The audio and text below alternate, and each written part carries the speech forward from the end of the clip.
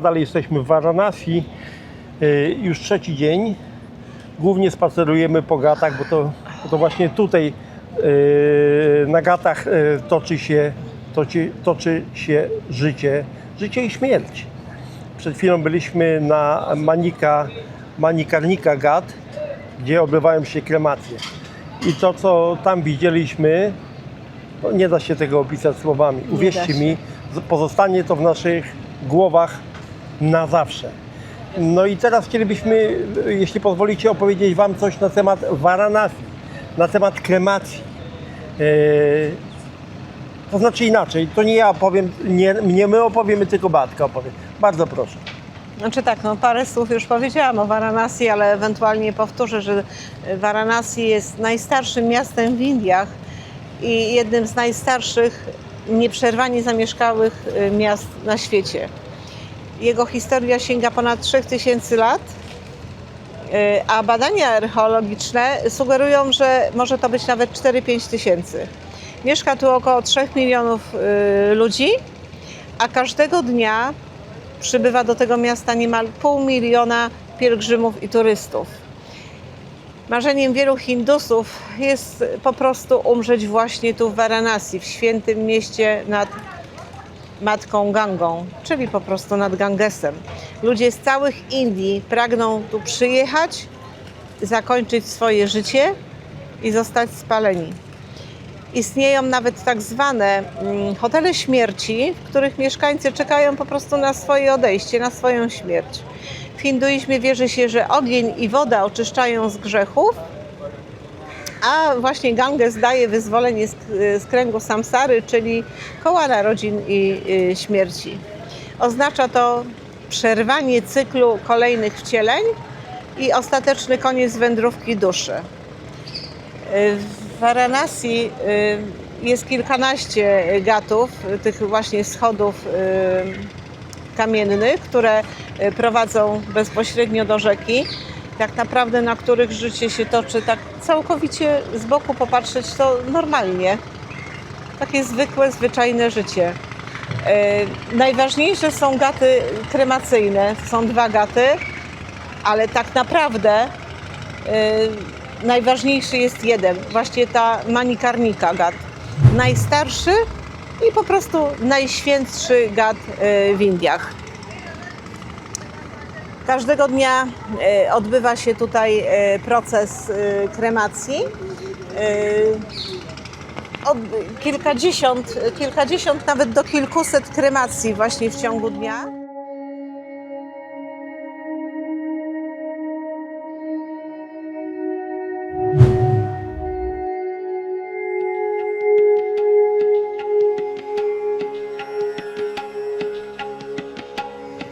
I ten proces trwa od kilkuset lat nieprzerwanie. Dzień i noc, non-stop. Tak, non-stop właśnie, bo to nie jest to, że tylko w dzień, ale również i w nocy.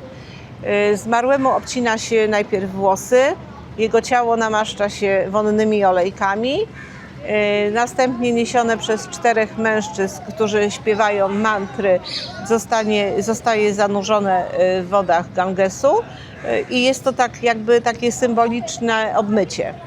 Dla Hindusów właśnie Ganges jest matką, boginią, takim uosobieniem uzdrawiającej i oczyszczającej energii i wierzą Hindusi, że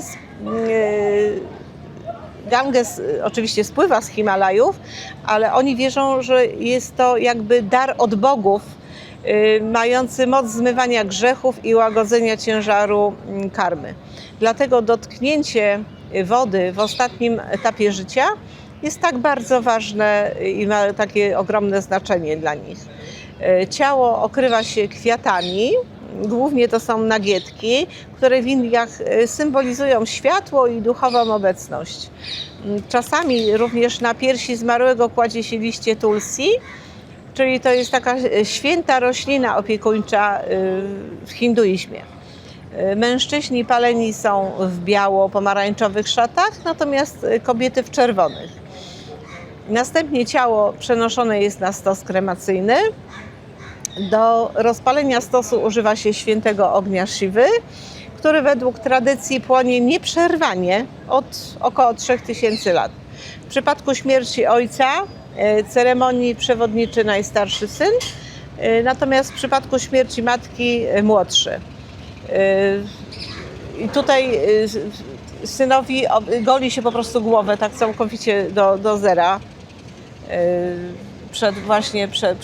przed rozpoczęciem ceremonii. Jeżeli zmarły nie posiadał męskiego potomka, rolę przejmuje najbliższy męski krewny. W większości przypadków kobiety nie uczestniczą w ceremonii palenia. Jedno z wyjaśnień sięga dawnych czasów, bo według legendy kobieta ogarnięta rozpaczą rzuciła się po prostu na stos palącego się męża. Natomiast inna wersja mówi, że lament, płacz i rozpacz mogą po prostu zatrzymać duszę zmarłego. Dusza wyruszająca w swoją ostatnią podróż musi mieć zapewniony całkowity spokój.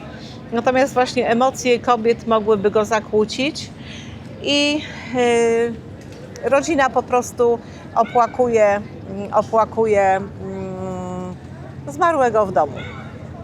Podczas kremacji używa się masła klarowanego i wiórów z drzewa sandałowego, aby zneutralizować zapach palonego ciała. Proces spopielania trwa około 3-4 godzin i to, czy ciało całkowicie zamieni się w popiół, zależy od ilości użytego drewna. Potrzeba go od 250 do 350 kg, ale o ilości zużytego drewna decyduje po prostu majątek rodziny, ponieważ przeciętnego Hindusa nie stać jest na zakup drewna, bo jest to ogromny wydatek. Niektórzy odkładają pieniądze na własną kremację wręcz przez całe swoje życie. Tylko te bogatsze rodziny mogą sobie pozwolić na stos zapewniający całkowite spopielenie. Biedniejsi często zastępują drewno wysuszonymi krowimi odchodami, słomą, papierami i dorzucana jest do tego po prostu bardzo niewielka ilość drewna. Niestety zdarza się, że klatka piersiowa mężczyzny lub miednica kobiety nie ulegają spaleniu i wtedy pozostałości wrzucane są do Gangesu. Jeszcze jako ciekawostkę powiem, że nie wszyscy zmarli są paleni. Nie pali się ciał noworodków, kobiet w ciąży, sadu, trędowatych i osób po ukąszeniu węża. Tych ciał się po prostu nie kremuje. Te ciała owijane są w całun, obciążane kamieniami i po prostu trafiają wprost do rzeki. Zdarza się, że w wyniku rozkładu takiego ciała one po prostu wypływają na powierzchnię. I wtedy ten widok jest po prostu taki wstrząsający. Nie wyobrażam sobie. Co ciekawe, w wodach przy gatach kremacyjnych mężczyźni szukają złotej i srebrnej biżuterii. I jeszcze tylko byśmy chcieli dodać, że z szacunku dla tych zmarłych i dla ich rodzin, gdzie to widzieliśmy, nie filmowaliśmy ani nie fotografowaliśmy tego w takim bezpośrednim zbliżeniu. My to wszystko widzieliśmy, ale no tak jak powiedziałam, że no z szacunku. Choć kremacje właśnie odbywają się publicznie, bo tam jest mimo wszystko sporo ludzi. Nawet stoją ludzie gdzieś tam na wyższych kondygnacjach budynków, prawda? I to wszystko jest widać, to uważamy, że takie momenty są po prostu intymne i takie bardzo, bardzo duchowe. I uważamy, że nie wszystko, co widzieliśmy, powinno być pokazane. Po prostu takie niektóre doświadczenia wymagają ciszy i całkowitego dystansu. Ale w Varanasi zobaczyliśmy, jak ciało zmienia się w popiół i jak naprawdę niewiele z niego zostaje. Niezależnie od wiary, poglądów czy przekonań, z tego świata po prostu nie zabieramy kompletnie nic. W naszej kulturze śmierć tak jakby była tematem tabu, No mimo, że ona tak naprawdę dotyczy każdego z nas i nigdy nie wiadomo, kiedy nadejdzie. I tu w Varanasi myślę, że człowiek sobie tak uświadamia, że czasu jest coraz mniej i że nie wiadomo, ile jeszcze razy zobaczymy wiosnę czy lato. Czy Mistrzostwa Świata w piłce nożnej? Ile razy? No tak, to nigdy nie wiadomo, kiedy to nastąpi. A myślę, że tak naprawdę to Varanasi można powiedzieć, że nie jest tylko miastem, ale jest jakiegoś rodzaju po prostu doświadczeniem. I na pewno na długo, a może i na zawsze pozostanie nam w pamięci. Ja powiem szczerze, że po tym co widzieliśmy, człowiek bardziej spuszcza głowę, nabiera więcej pokory, prawda? Na pewno.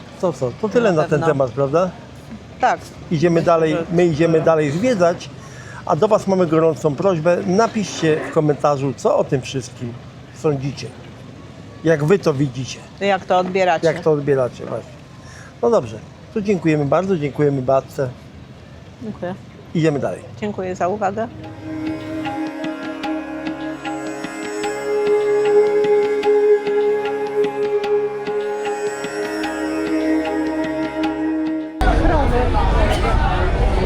Mućka. Zobacz Bartka, ile drzewa odkładane do kremacji. Widzę. Wiesz, jakie najdroższe drzewo tutaj jest do kremacji? Drewno sandałowe. Drewno sandałowe.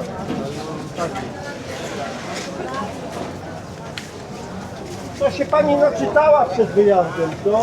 Tak, oczywiście. Naczytałam się. How are you, Raskia?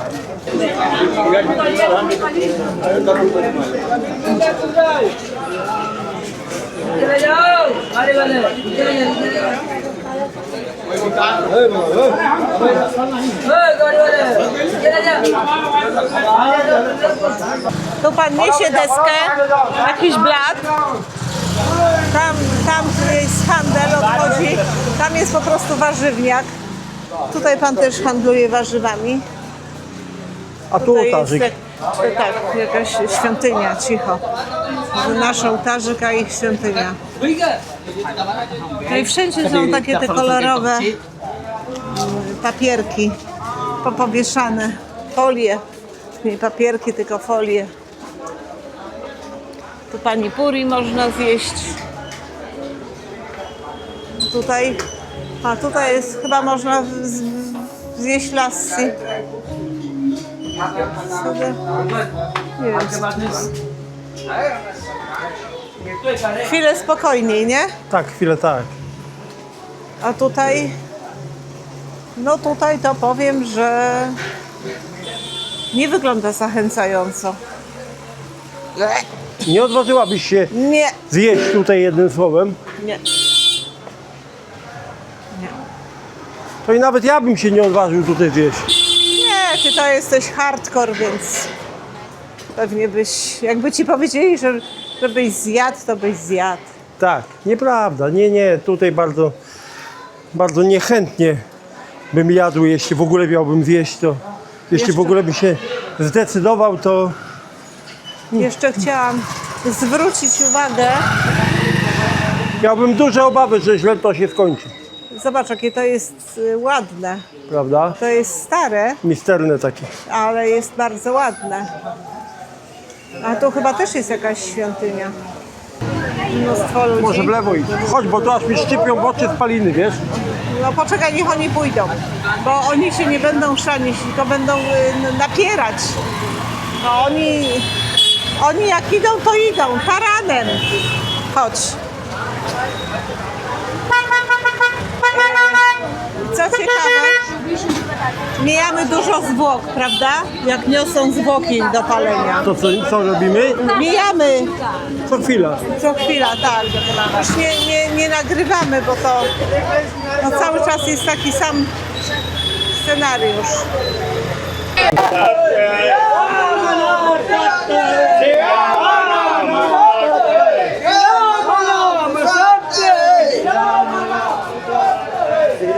Irka już wyświęcili tutaj.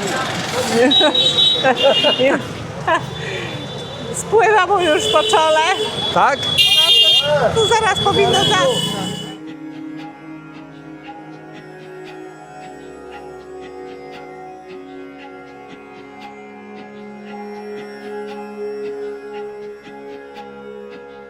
Kochani, my już kończymy dzisiejszy dzionek powoli. I co? I udajemy się do hotelu. Czy na zasłużony odpoczynek, czy nie? No ale na odpoczynek. Jesteśmy jak zwykle zmęczeni. Przychodzi wieczór i jesteśmy padnięci. Głowę mam taką. Indie. Chciałaś do Indii? No masz Indię. Chciałam. No, Nie, no tutaj to Varanasi mnie powaliło. Nie wiem, może jutro będzie już lepiej. Albo tak. gorzej. Albo gorzej. No dobrze. Tymczasem mówimy Wam do widzenia. Dzięki, że jesteście z nami. Widzimy się jutro. Nie wykluczamy, że jeszcze coś ciekawego po drodze nagramy. Jeśli na coś Coś wpadniemy, coś nam wpadnie w oczy oko ciekawego. zawiesimy. Wszystkiego dobrego. Pa, pa.